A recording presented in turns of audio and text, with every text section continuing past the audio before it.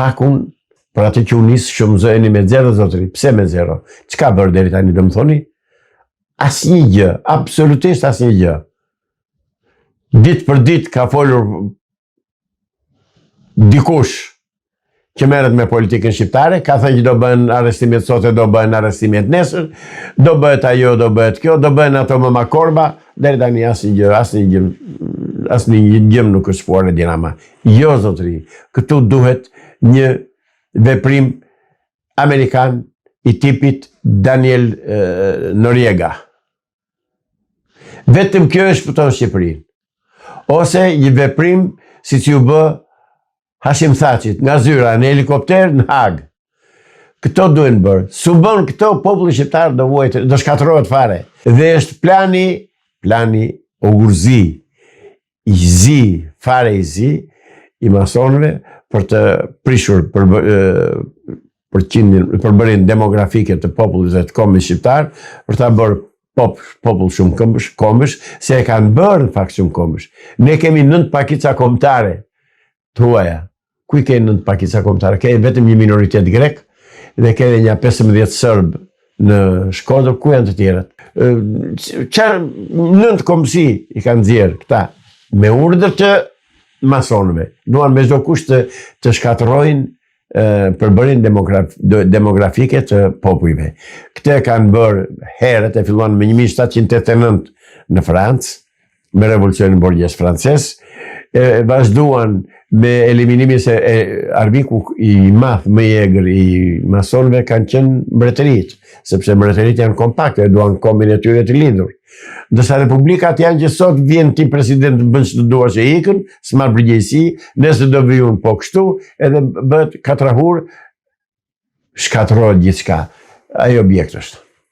Zoti Islami, në një investigim të mediave italiane të zhvilluara pak vite më parë, por edhe së fundmi të përmbledhura në një libër nga një prej gazetarëve italian, është evidentuar një takim i përfaqësuesve të qeverisë Edi Ramës me grupet e trafikut të drogës me cilët bëhet pazare për pastrimin e parave në ndërtim në kryeqytetin shqiptar në Tiranë.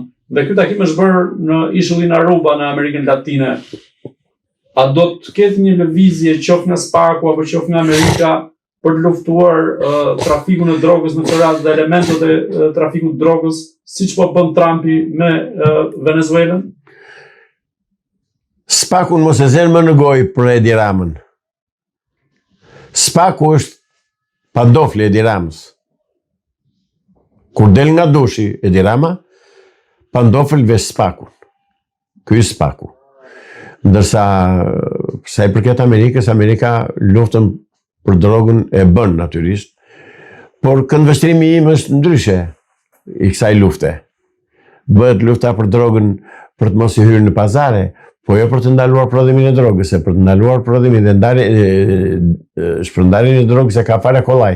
Nga del droga, vjen me anije nga Kolumbia, nga vjen, bllokohen anijet në rrugë, në det. Ka që thjesht. Të duan të bllokojnë me njerë.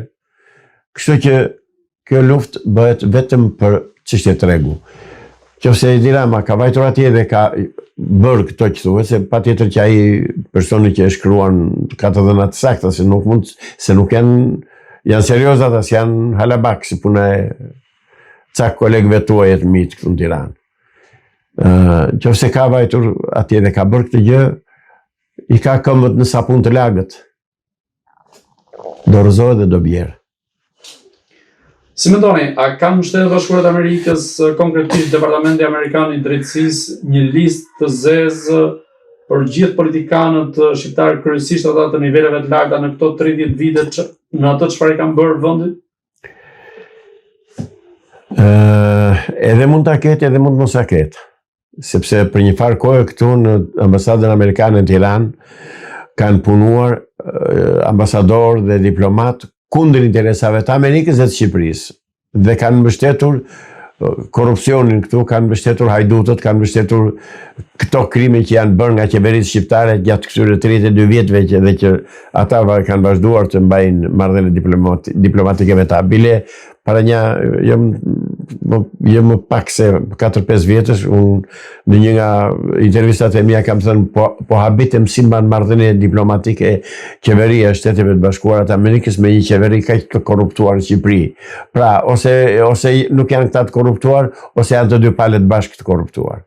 Kështu që ata i din mirë se që ndodh këtu. I kanë toleruar vetë, i kanë mbështetur vetë, i mbajnë vetë, i tolerojnë vetë, i presin e i përcjellin vetë.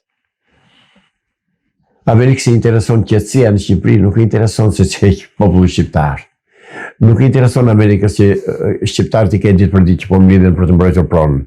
U mlodhën në veri, para 3-4 ditësh, u mlodhën dje në Vlorë. Këto janë ndalë ndëshet e para të kundërshtimit dhe të revoltës. Shqiptari vërtet duron shumë, po do vi momenti që po shpërtheu pastaj vaj halli.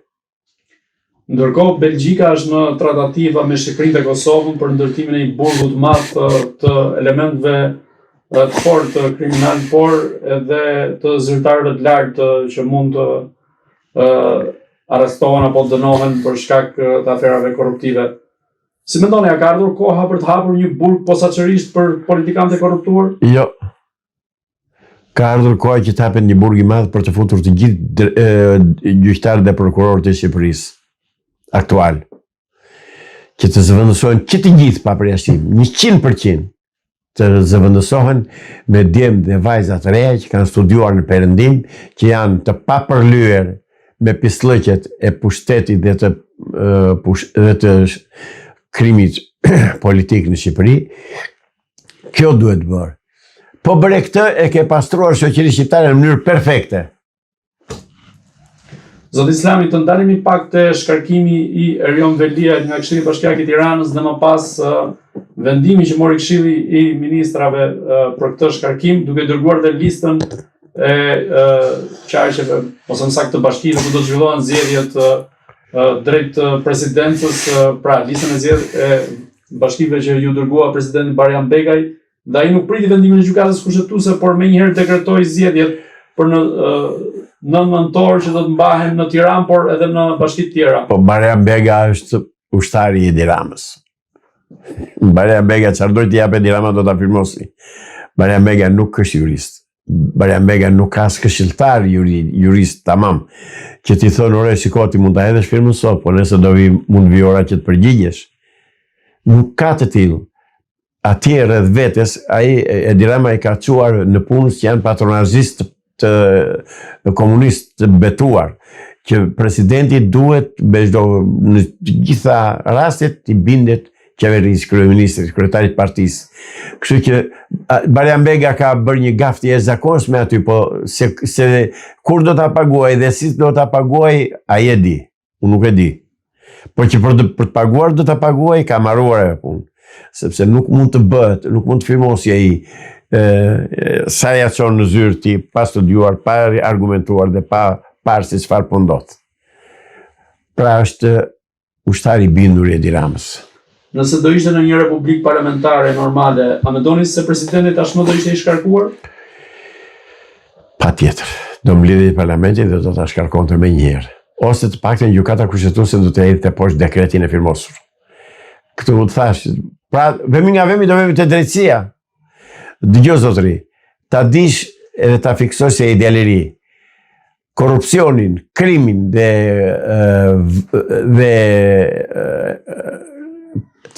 korrupsionin dhe krimin i ban gjallë në Shqipëri vetëm drejtësia.